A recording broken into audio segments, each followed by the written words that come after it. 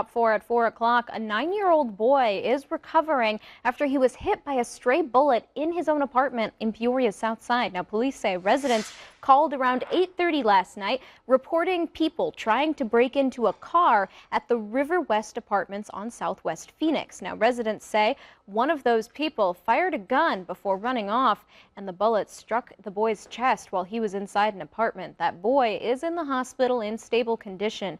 Anyone with information or security camera video is asked to contact Peoria Police.